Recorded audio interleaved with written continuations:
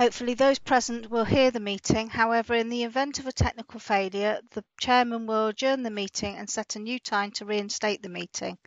Please note that the meeting is being recorded.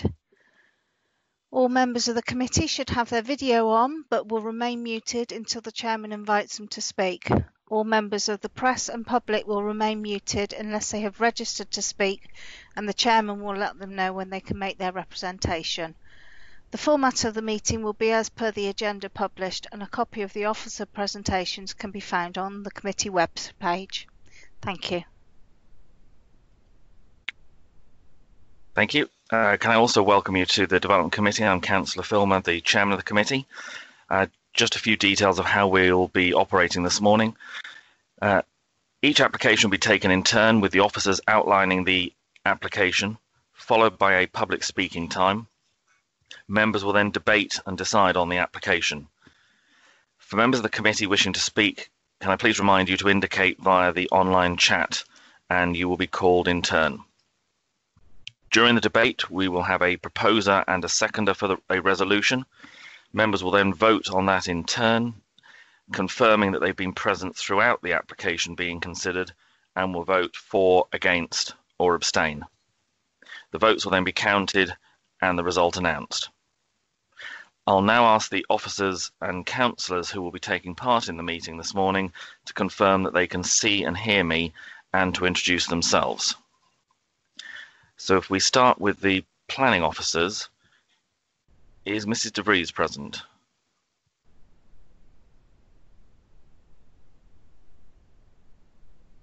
Not at the moment, so we'll move on to, is Mr. Noon present? Yes, Chairman. My name is David Noon. I am the lead officer for the east part of the district and will be supporting the case officer today as needed. Thank you. Thank you very much. And Mr. Titchener? Yes, Chairman. Present, can hear and see everything. Thank you. Thank you very much. From our legal team, Mrs. Lehman? Thank you, Chairman. My name is Dawn Lehman. I am legal advisor to the committee, and I can confirm that I can hear and see everything. Thank you. Thank you. And from our Democratic Services, Mrs. Nicholson? Good morning, all. My name's Leyla Nicholson. I'm the committee manager. I can confirm that I can see and hear you all. Thank you. So if we move to the members of the committee, is Councillor Granter present? Not yet, so we'll come back to Councillor Granter. Councillor Glassford? Yeah. Good morning, Chairman. Yes, I can hear and see you. I'm Councillor Alec Glassford, Fairfax Ward. Thank you. Councillor Pearce? Thank you, Chairman. Councillor Cathy Pearce, Westover Ward, and I confirm I can see and hear everyone. Thank you. Thank you. Councillor Gibson? Hello, yeah, good morning. I can see and hear everybody, and I'm Councillor Lee Gibson from Eastover Ward in Bridgewater. Thank you. Thank you. Councillor Scott?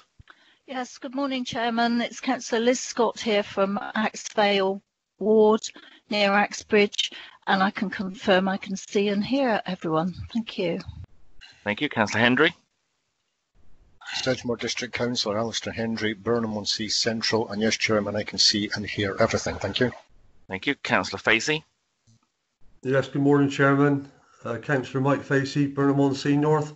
I can see everybody, which is a delight. I can hear everything, Chairman. Thank you very much. Councillor Murphy?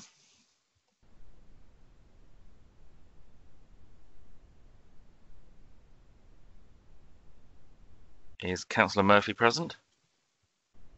Good morning, Councillor. My humble apologies. Councillor Mike Murphy, Burnham-on-Sea North Ward. I can see and hear everybody. Thank you. Thank you.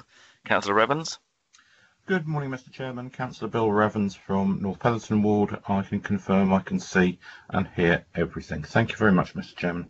Thank you. Councillor Kingham? Good morning, Chairman. Yes, Councillor Stuart Kingham. I'm the ward member for the West Podens, and I can hear and see all. Thank you. Thank you. Councillor Bradford? Good morning, Mr. Chairman. Good morning, all. Councillor Alan Bradford, North Petherton, and I confirm I can see and hear everything. Thank you. Councillor Bolt?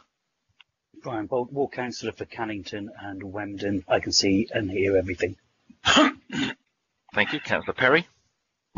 Yes, good morning, Chairman. I'm Councillor Liz Perry, ward member for Kings Isle, and I can confirm I can hear and see everything. Thank you. Thank you. Councillor Grimes. Thank you, Chairman. Good morning. Councillor Tony Grimes, Deputy Chairman, Barrow Ward. I can see and hear you. Thank you. Thank you. And finally, myself, I can confirm that I've seen and heard all the responses from members and officers. Just to also mention that there are other members of council present here in an observer role, including the portfolio holder for development. And we also have a number of members of the public, some here as observers, some here to take part in the meeting as speakers. So if we move on to the next section of the agenda, which is apologies for absence. Mrs. Nicholson, do we have any apologies? Apologies, Chairman. No, we haven't received anything, I'm afraid. Okay, thank you very much. Item 2 is urgent business. I'm not advised that there's any urgent business that isn't covered by our agenda. Item 3 is public speaking time for members of the public. For those of you who've registered to speak, we'll have the application will be presented by the case officer. I'll then ask each of the speakers to address the committee in turn. That will be done by Mrs. Nicholson enabling the microphone, so that we then ask you just to confirm that the microphone is working. And then you have 3 minutes to address the committee.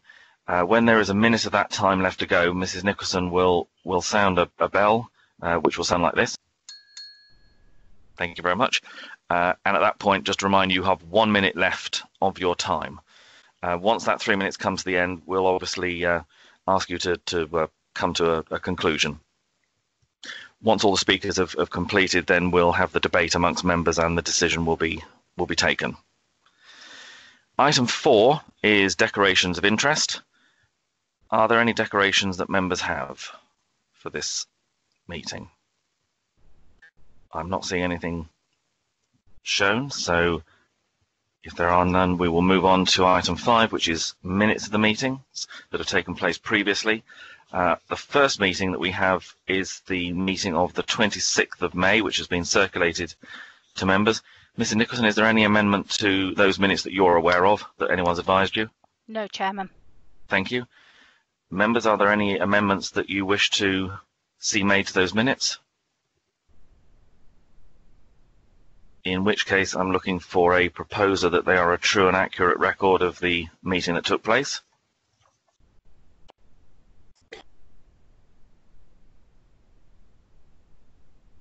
Councillor Evans. Thank you very much, Mr. Chairman. So moved. Thank you very much. Councillor Hendry. I'm quite happy to second that, Chairman. Thank you. Thank you very much. I also have Councillors Kingham and Grimes. Was there anything you wished to add, or was it just to propose or second? Just to propose or second, Mr. Chairman. Thank you. Yes, same with me, Chairman. Excellent. If there's no further comments, then I will ask members if there is anyone who does not agree with those being signed, rather than having to go around to all members, if they could indicate that they do not agree in the chat. I'm not seeing anything, so we will take that as a clear view that it should be signed. We then move on to the second set of minutes we have, which is the 2nd of June. And Mrs. Nicholson, do you have any updates on those, please? Yes, Chairman. If members can go to page 17, the application is 2120-33303. The second paragraph in, there is a slight amendment and added in the wording. During discussion on the application, it was suggested that if granted, the colour of the chimney could be changed and so would blend in with the landscape. The officer also explained that the hours of use could be limited to 2,000 over a year to lessen any further impact. I think it just needed to have that additional explanation of what was proposed at that point. Thank you. Thank you very much. Any other amendments from any members? If not, again, I would be looking for a proposer that they're a true and accurate record, please. Councillor Grimes? Yes, happy to propose that. And Councillor Kingham? Yeah, second the minutes, Chairman. Thank you. Councillor Hendry, was that just you were looking to do that? Yeah, of course. I'll pass. That's Okay. okay. Thank you. Thank you very much. So again, are there any members that do not agree that those minutes should be signed? If you could indicate. That's not, so we'll take that those minutes can be signed in due course as a true and accurate record. Right, members, just before we move on to the actual application itself, I will just double check if Councillor Granter has joined us.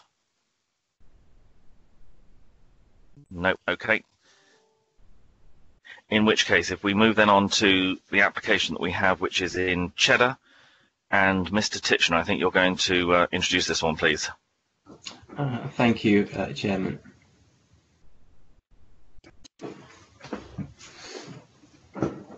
Okay, so the applications for the erection of a two-storey extension to the southwest elevation of an existing structure, so an existing dwelling, is located at Milestones, Barrows Road, Cheddar. Just bear with me, sometimes a little delay on the presentation. Changing screen.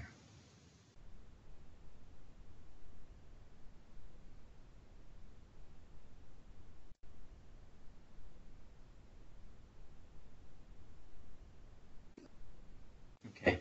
Can you see that it's changed slide? Yes, we can. It's the aerial view. Yes, okay, that's fine. It's sort of caught up. There is a bit of a lag. So we're in Cheddar. We're in a relatively central, within the settlement, certainly off Barrows Road, located here. And more zoomed in, the application property is this one here, located down this long access track which runs beside an existing dwelling here, which is Lauriston House. So this is Milestones, this building located to the rear here, and obviously there's residential development very much all around it. So just the location plan, just showing where the existing dwelling is, and the shaded area, which will be the proposed extension. And just looking a bit closer, this is the access that comes in here, leads to a shared parking area which serves both properties, with designated parking for the property in question here, Milestones, and its area of garden located to the front of the unit. In terms of the elevations of what the property currently looks at, so it's a two-storey former stable building, as we understand, linear in plan, pitched roof, stone elevation, so natural stone with some brick detailing around the windows, UPVC but sash windows on the front and sides. Blank elevations to the rear, northeast, and blank elevation on the gable end to the southeast. And in terms of internal accommodation, you've got lounge and kitchen downstairs, 2 bedrooms upstairs, and bathroom. The proposal is to add an extension to what would be the front elevation, as the rear is very much up against the boundary wall, extending it off the front and extending here and using a mix of materials to achieve that, so including natural stone and red cedar cladding under a reclaimed clay tile roof with aluminium sash type windows proposed. So that's that elevation. Again on the side, mix of stone and timber cladding on that elevation. Again at the rear, this would all be timber clad roof light there coming off of the this elevation. And finally, the rear elevation, which is blank, obviously stays unchanged. In terms of what it does for the internal accommodation, so it allows for bigger open plan living area at ground floor level, so a kitchen diner to be provided with the lounge retained here, and then a utility to be able to be provided within the remaining part of the ground floor. And then at first floor level, there's 2 bedrooms remain as were here, but you get a larger, more main bedroom here now with its ensuite and cupboard associated with it. and just some photos so we can see. So this first photo here is looking up the long driveway, taken partway up the driveway towards the gable end. So that's the part that's currently visible. So if you were looking from the road, you would see up here and see this. Now the extension is to come off this elevation here along that line there. Again, we get a slightly closer look, seeing the building as it is, with the extension to come along here.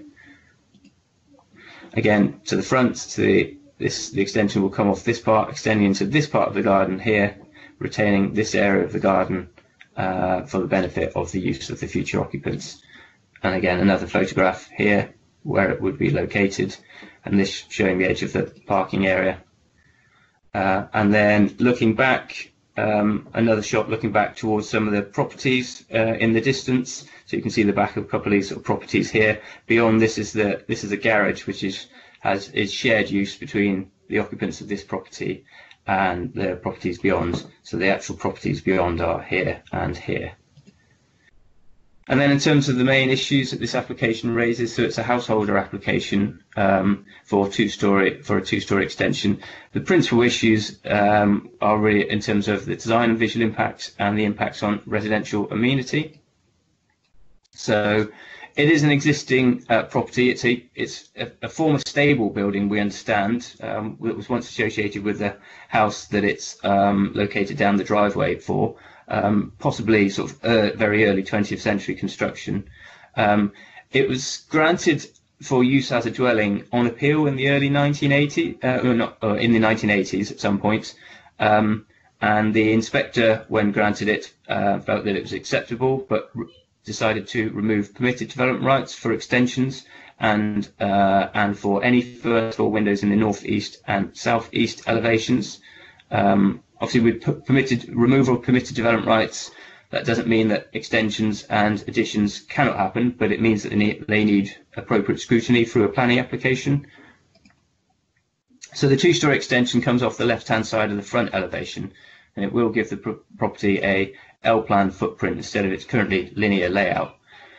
In terms of the materials, which I've already touched upon, they are proposing to use matching natural stone in part on the elevations to help tie it in. There will be some red cedar timber cladding on part of it, and matching reclaimed tiles on the roof to help also tie it in. In terms of the size, it is a relatively large extension for the size of the building, and some reservations were expressed by officers at the time that the application originally came in, and some revisions have been made to the scale of it, and these have in relation to its height and its length. So the ridge line has been dropped by 500 millimeters, and the length of the building of the extension has been brought in by 1 meter. These are accepted as relatively modest changes, but they do introduce a degree of subservience in terms of the retaining the main element as the principal element, which will retain the higher ridge line. The materials palette reflects the existing in terms of stone and tiles. The use of red cedar is new, but use of timber cladding on older buildings is an acceptable material, and it will weather over time. So red cedar would naturally weather to a grey, and that will help it tie it in with the grey of the stone. In terms of visual impact, as I showed the pictures of the long driveway, so this is very much in a backland position, very much set back significantly from the highway, so at a distance of about 60 meters.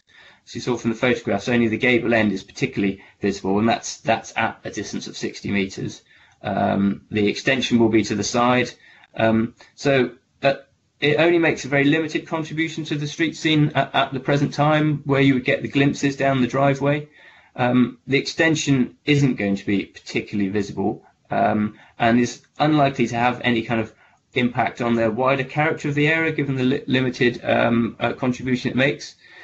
And whilst we accept it's relatively large, in terms of identifying whether it is in any way harmful, we don't necessarily consider it is. You know, it's using appropriate materials. It allows someone to extend their home, and obviously, in principle, that's something that policies would support. And it doesn't have any negative impact on the wider character of the area.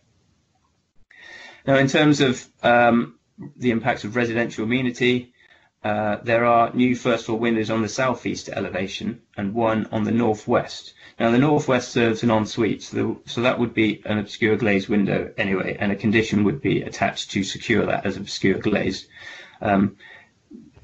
Neighbours of the surrounding properties have raised some concerns about overlooking, loss of privacy, and the fact that they consider it to be an overbearing form of development.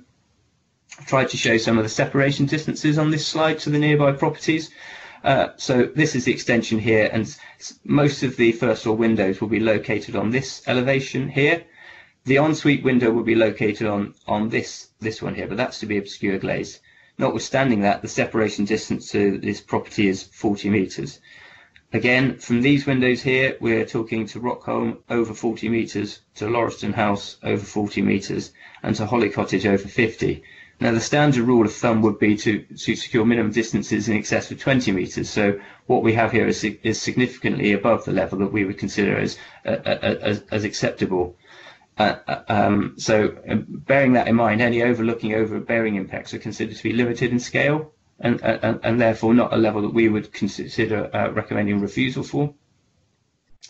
And just finally, just touching on a couple of other matters that come up. Parking, which was raised in some correspondence from neighbours and objectors, but the plot has space for the parking of 3 vehicles, which is as many spaces as would be required for a 3-bedroom property under county parking standards. So our recommendation is, having taken account of the design, the visual impact, residential amenity, and whether we consider there to be any harm, is that the proposal should be granted planning permission. Thank you. Thank you very much. As I mentioned, we have a number of speakers on this application. The first will be Clive Panshaw, who is representing the Cheddar Parish Council. Mrs. Nicholson, could you enable the speaker's microphone, please? Mr. Panshaw, if you could just confirm that it's working. I can hear you, Mr. Chairman. Thank you. Terrific. Thank you very much. So start when you're ready. You'll hear the bell after 2 minutes, and whenever you're ready to go. Thank you. This barn conversion was rejected twice by Sedgemoor District Council, and upon appeal the planning inspector granted permission with the southeast window filled in for privacy purposes, and the following under paragraph 7 to exclude rights to provide additional windows or extensions under general development order in order to safeguard future privacy of the occupied adjacent property. What has changed today? Absolutely nothing. So this council should not be considering this application. This application, although amended slightly, doubles the size of the footprint and with windows facing to the southeast breaches privacy policy. It is also gross overdevelopment of this small site. The use of red cedar is way out of keeping with the surrounding area and street scene, and this is what the Parish Council is trying to avoid in the village of Cheddar, which is local stone or rendered, and this red cedar is contrary to the Cheddar Neighbourhood Plan Policy B4. This property is quite visible from the highway looking up between the stone houses, which is contrary to the case officer's comments that it makes a limited contribution to the street scene. Even a limited contribution is unacceptable. Also, to say that this building is not rural location beggars belief. Cheddar is a village, so it's certainly not urban. Your policy D2 states proposals should be of high quality in design that responds positively to and reflects the characteristics of the site and identity of the surrounding area. This certainly does not with red cedar. Again, your policy D25 states that proposals which adversely affect residential amenities, such as privacy, will not be supported. And also the development should safeguard the amenities of surrounding properties. But this application can never do that because of the southeast facing windows. It is a matter of opinion, not fact, that 40 metres is sufficient distance for the protection of privacy from upstairs windows. Therefore, the Parish Council strongly requests that this committee refuses permission. Thank you, Mr. Chairman. Thank you very much. Our next speaker is Councillor Finneran. Councillor Finneran, if you could have your microphone enabled. Yep, I have enabled it, Mr. Chairman. Terrific. Start when you're ready and you'll hear the bell after 2 minutes. This property was converted in 1988, having been granted at appeal. The applicant at the time requested that the single first floor window be allowed to remain and not be blocked up. Sedgemoor's officer of the time stated, "Having regard to the report of the inspector in which he noted that the first floor window was to be filled in, I am of the opinion that should you submit a planning application for a first floor window in this elevation, I could not recommend the planning committee to grant permission. I have to ask what has changed so dramatically that the officer now sees no issue with 4 bifolding glass doors and 2 large upstairs windows in this very same elevation, the same elevation that the planning inspector had previously insisted had remained without any windows. This could almost appear perverse. Cheddar is top-heavy with large family homes. Mr. Underhill, a developer, bought this property in January of this year in the full knowledge of the previous restrictions mentioned.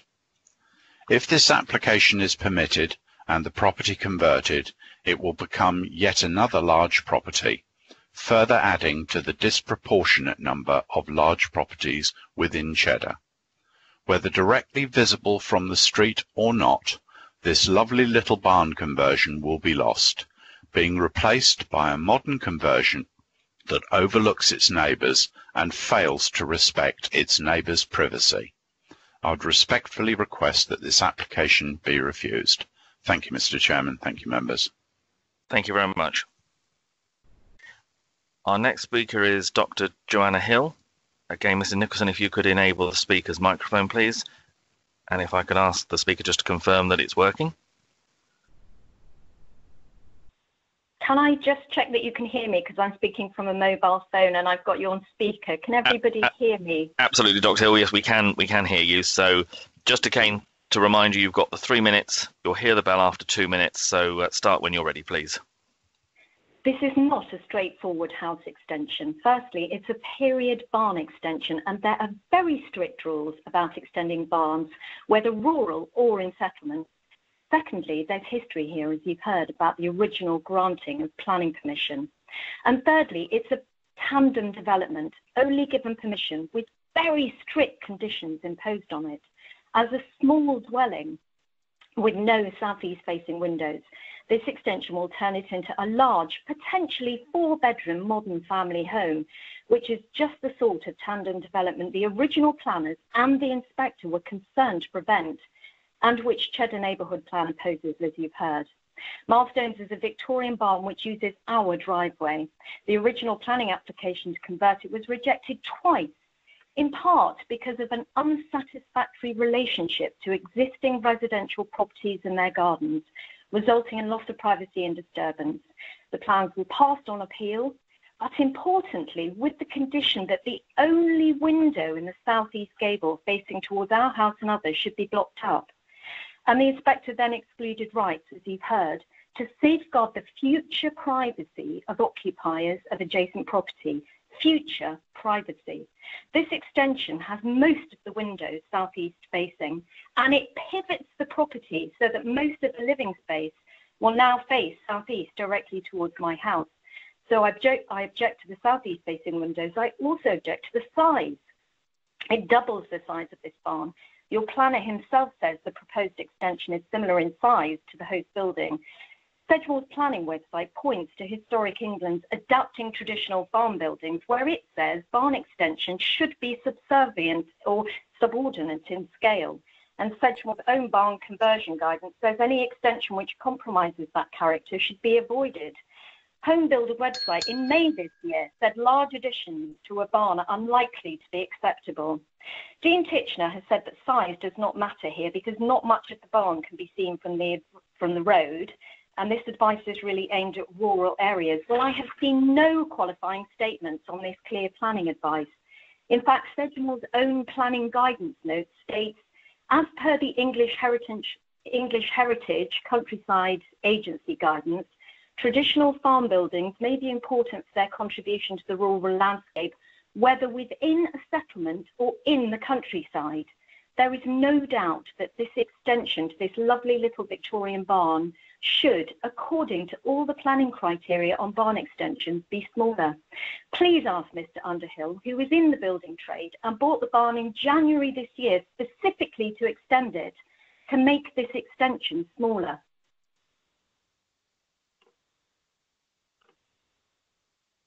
Thank you very much. Is that all you wish to say at this point? Yes, thank you very Okay. much. Thank you. That brings us then to our final speaker, which is Josh Underhill. Again, Mr. Nicholson, if you can enable Mr. Underhill's microphone, and if you could confirm it's working, please. Hello. Terrific. Mr. Underhill, just to confirm, you've got 3 minutes to address the committee. The time will start when you start, and the bell will go after 2 minutes. Start when you're ready, please. Thank you. Hello, councillors. Thank you for the opportunity to address you this morning. We are a 20-something-year-old couple with a dream of staying in Cheddar and raising a family. My family first moved to Cheddar in 1975, and we've been here ever since. I'm a carpenter by trade and a partner in a Cheddar-based building company that works locally. We employ 40+ people from Cheddar and the surrounding areas. As you all know, the property prices in Cheddar are at a premium compared to other villages. We are fortunate enough that, given my trade, we have the opportunity to make this dream happen, but the only viable and affordable way is to buy and extend the property in Cheddar. Given this dream and the purchase of our first home, my partner and I have done everything possible to ensure we could buy and then extend milestones before committing emotionally and financially to it. We hired an experienced property designer with a track record of delivering well-designed and sympathetic extensions in Cheddar and the surrounding areas.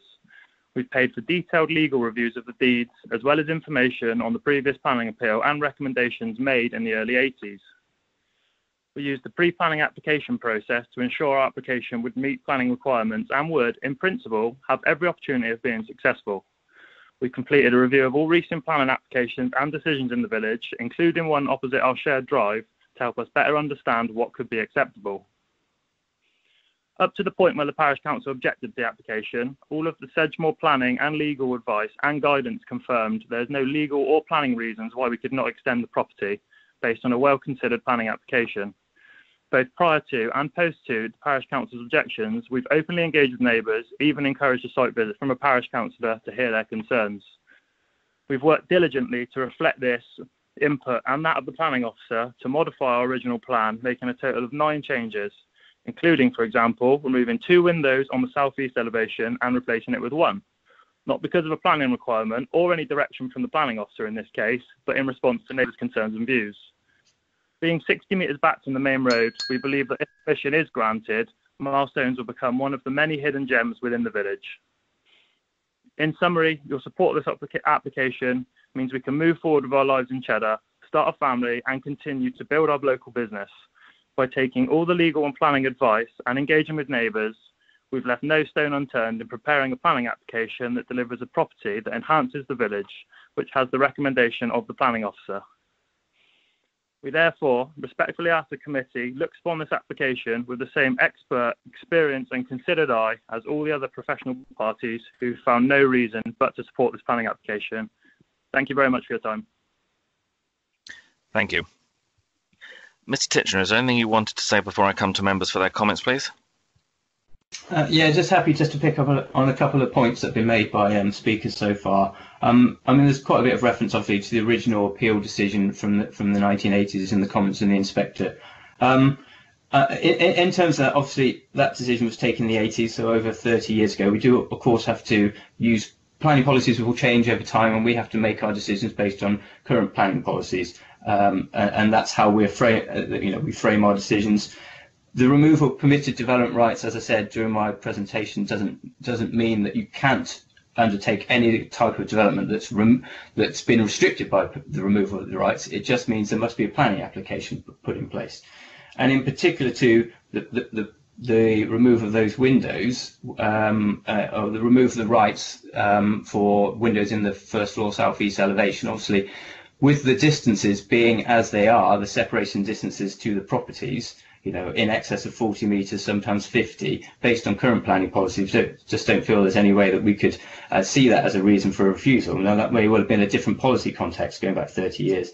And it just, in terms of what, there are also intervening things between the property and the neighbours, such as the garage, as you will have seen from that photos, which will further break up the views. Just another point, Councillor Finneran also picked up the point about Cheddar needing another large property. Now, we don't have any policies that would restrict, that would seek to limit extensions of, say, two-bedroom properties going to three-bedroom properties. So we wouldn't be able to use that as a basis for refusal.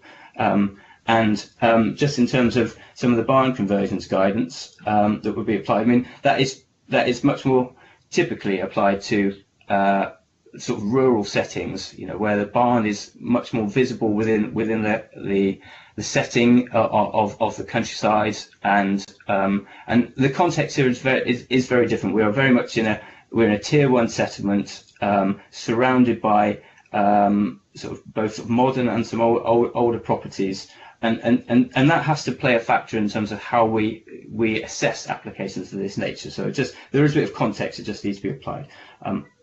Thank you. Thank you very much. Members, are there any comments or questions, please?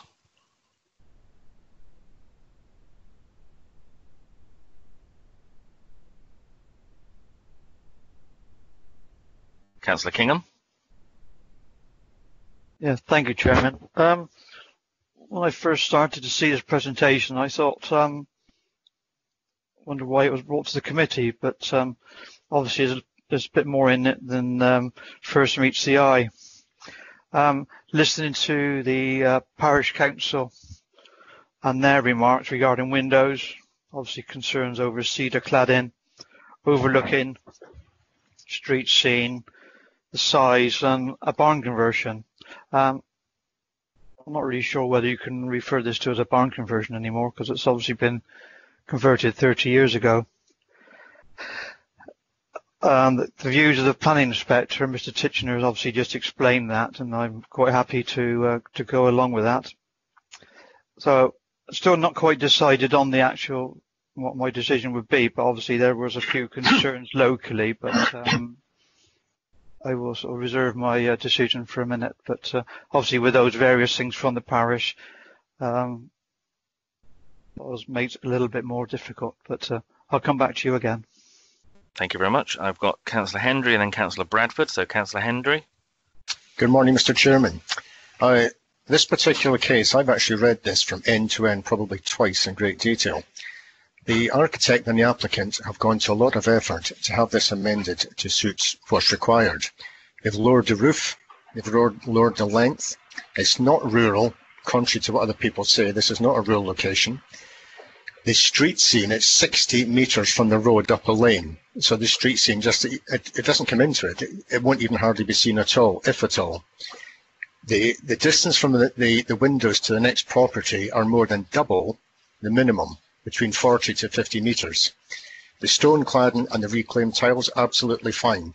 The ensuite facing the back is obscured glass, and I think I'm right in saying it's actually left-hand hung, which adds to being a good point. And policy D25 is well covered. There's no problem with that whatsoever. You can't even question that.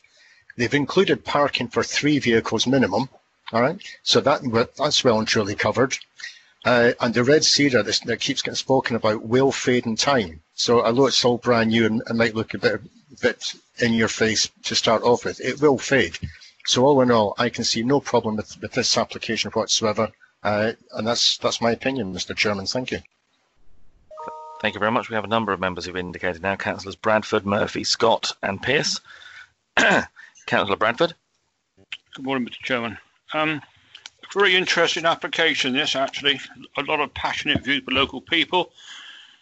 Really what was decided in the 80s and really like now, is it? When you think about it all. A lot of these things been done will blend in the natural countryside and look good in 5 years' time. And I think the planning officer has gone a long way to appeasing a lot of the things that were difficult and outstanding. And really, I really can't see too much of a problem with it. Of course, our local people, councillors from Cheddar, they might have different views totally, and I'm prepared to listen until the vote. Thank you, Mr. Chairman. Thank you.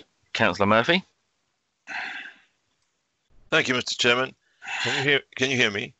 Yes, we can. Thank you very much, Mr. Chairman. Yes, I am inclined to think the officer has got the weighting of this absolutely spot on. I think it's a very tasteful development. I think it's natural for a young couple, and indeed any couple, or even any couple in the future, to take a very narrow barn conversion, which was done in 1988, and want and yearn for more space to live in a more modern way. And I don't think this is, I think this is completely acceptable. I also think that it's quite hidden from view. It doesn't really affect the neighbours. There is no real overlooking with 60 yards away, 60 metres away. It's not overbearing. I can say that red cedar will fade to a silvery grey. It's well known to do that. So I think it would be very much in keeping and matching the stone even. So I would have to say, Mr. Chairman, that I have no hesitation. I would have no hesitation in supporting this development when it comes along. Thank you very much. Thank you very much. Councillor Scott. Yes, thank you, Chairman. I've got a lot of sympathy with, the local viewpoint on this, but I think the officer has actually explained the situation that was concerning me, in that it was originally given permission in 87, so things have moved on from there, and we are looking at a different property at the moment. There's a couple of things I'd like clarified by the officer, if I may. On the original plan drawing, there was indications that certain houses were so many metres away from the property, but I think it was on the west side. I'm not sure if that is a property, and it looked like the nearest property to the dwelling didn't actually have a distance. I just wonder if the officer could confirm that before I come back. Mr. Titchener? Hi, happy to confirm that. I think I actually know the property that you're referring. I'll try and bring the plan up. I think there is another. So along this road here, which there are some properties here. I haven't shown the separation distance, mostly because actually it's gable end to gable end, so those elevations are blank, and there are no and there's intervening land in between. So the new windows are in these elevations. So I think there is that. In fairness, I think Councillor Scott is right in that that property is closer, but actually there's no impacts arising in terms of the relationship of the proposal to that dwelling. I probably should have flagged up that that property is also on there, but actually in terms of what's proposed on this, it doesn't have any new additional impact in relation to that property. Thank you, Councillor Scott. Yes, thank you for that. Yeah, and I see the actual road is in between as well, so that would be helpful. It is a difficult one. On the face of it, it does look like a large property, but there are large properties around, so it would sort of fit in with the properties that are there. As mentioned, I think the cedar cladding would eventually blend in, although I would have liked to seen something a bit more traditional.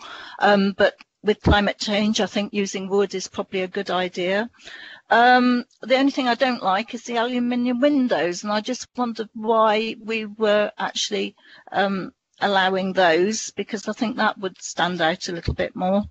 So that's, at the moment, I'm a bit undecided, but I'd just like clarification on the aluminium windows as well.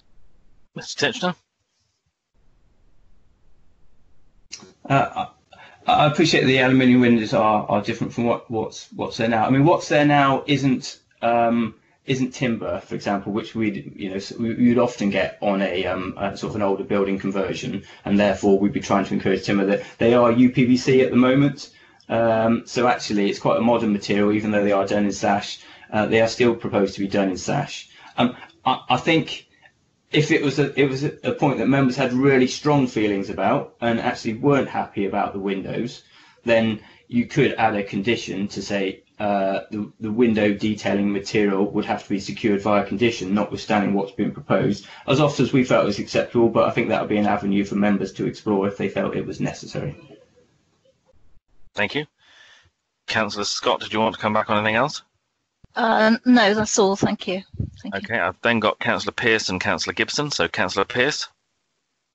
Thank you, Chairman. Yeah, I don't have a problem with this one generally, but it was just the issue, and it's been mentioned a few times, of the use of the red cedar being contrary to the local plan.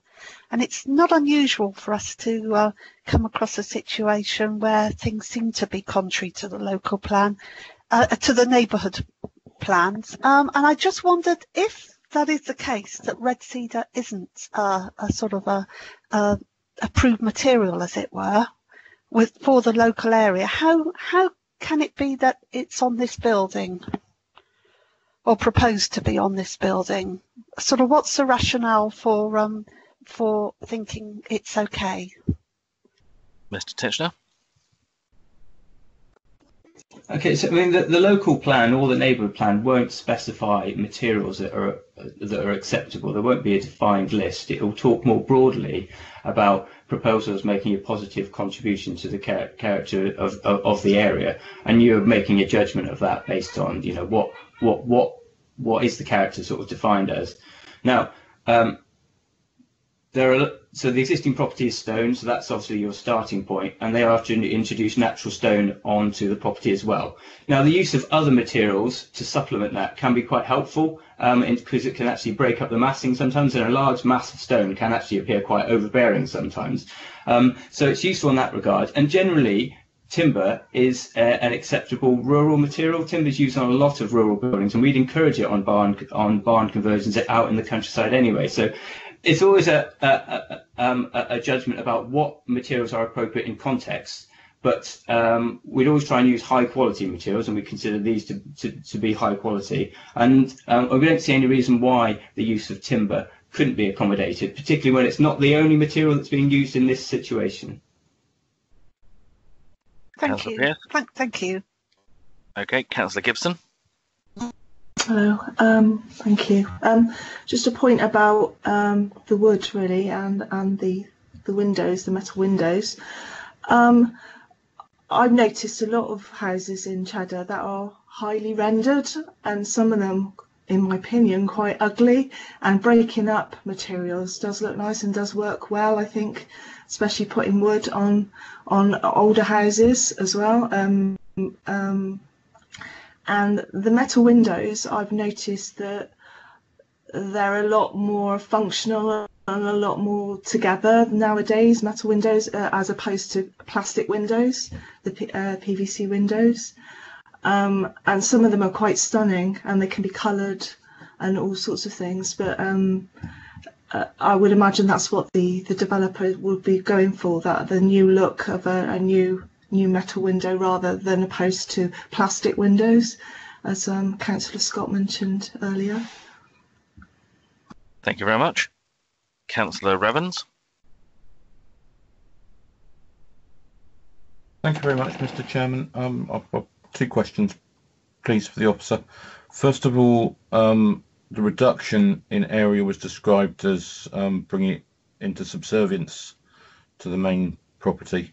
My calculation has it as exactly the same size, to four decimal points, bizarrely, as the existing property. So I'm curious as to understand what is the meaning of subservience and the implications for that as an extension.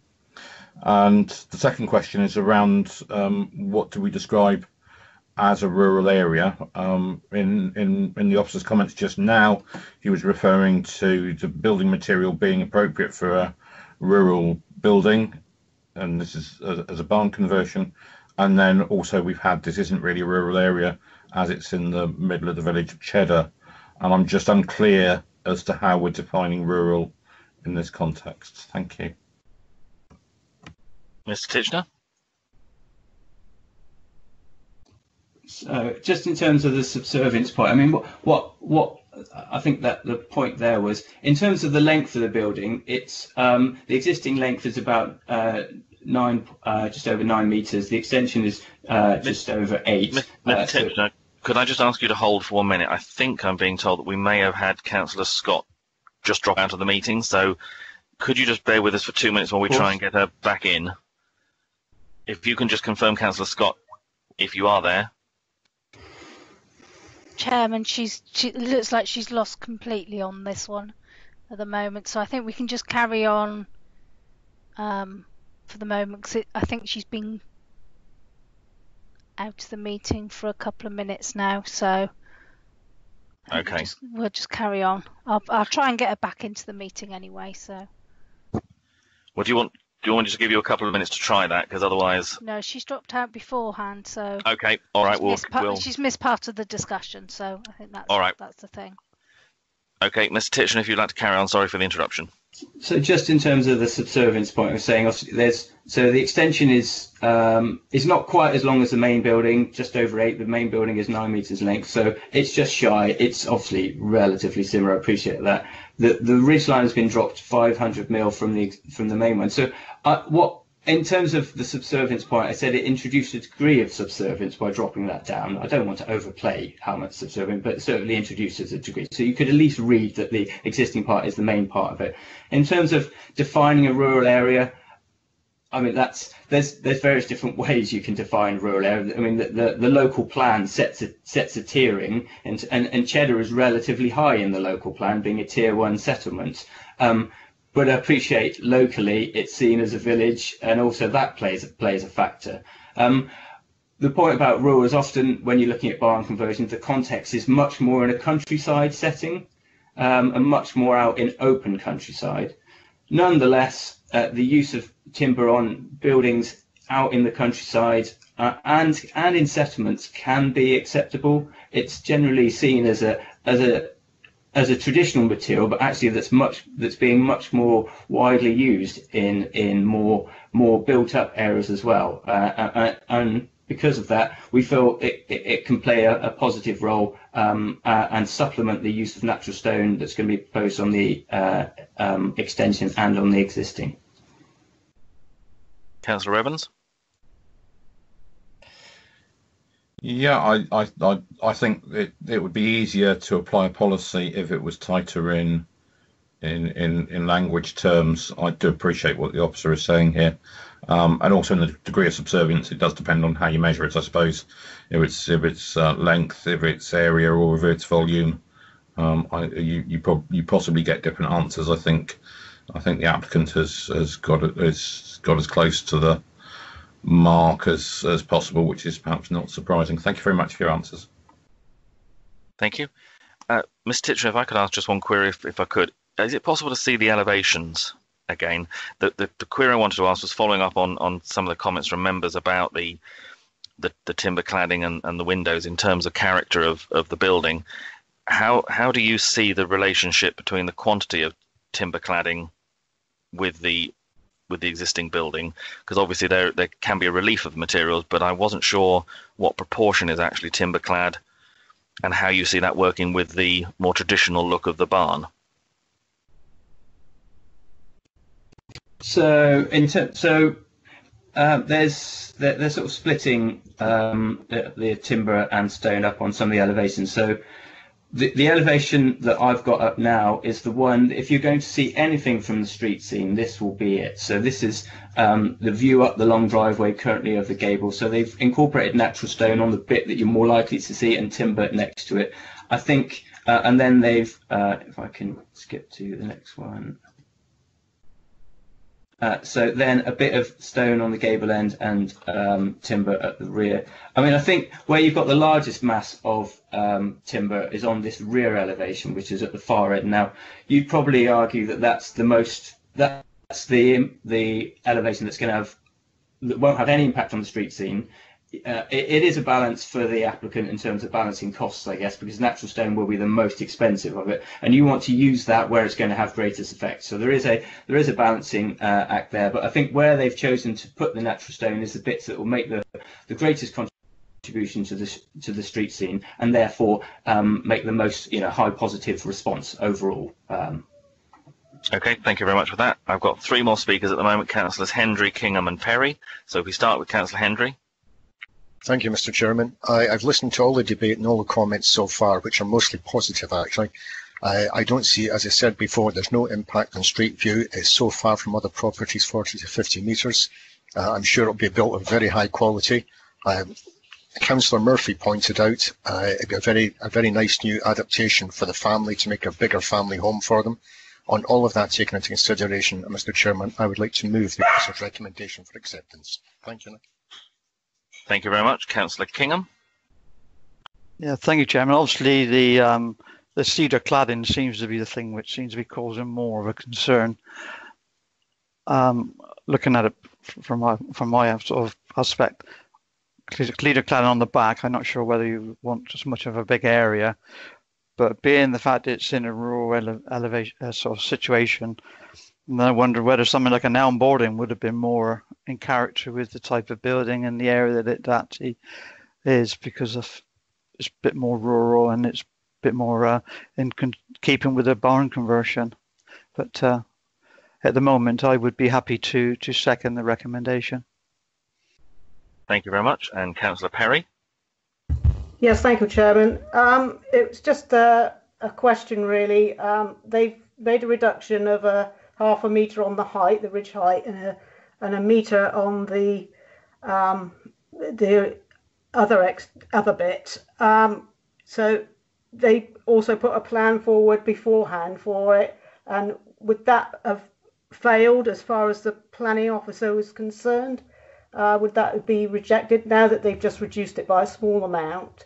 Is that enough of a subservience, does the planning officer think now? Thank you. Thank you. Mr. Titchener. So when the scheme originally came in, they were of similar proportions, and we had, I wouldn't say significant concerns, but we had some concerns that we wanted to see incorporated into some reductions in size. We have to balance that against, the needs of the applicant in terms of providing a suitable level of accommodation in an extension to provide for what they need. I'd say it's an acceptable.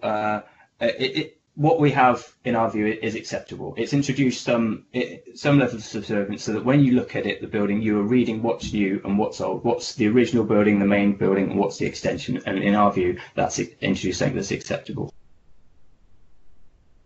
Councillor Perry. Yes, okay. Thank you very much. Okay, and Councillor Gibson.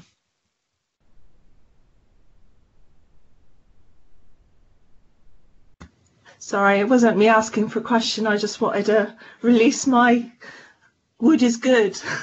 I like the wood on this. I think it's lovely. It's a good material to use, and it, you put some trees or shrubs by it and it looks well. I built a house years ago and it was completely wood, and it was a massive house with my ex-husband, and it was lovely, and it still is lovely, and it's faded, and I appreciate wood. That's all. I'm just saying that. Okay, thank you very much.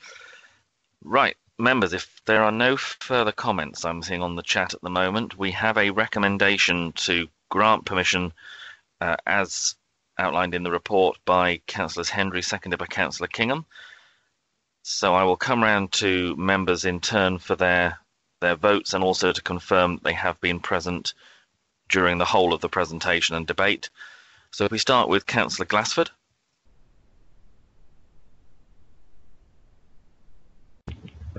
Yeah, thank you, Chairman.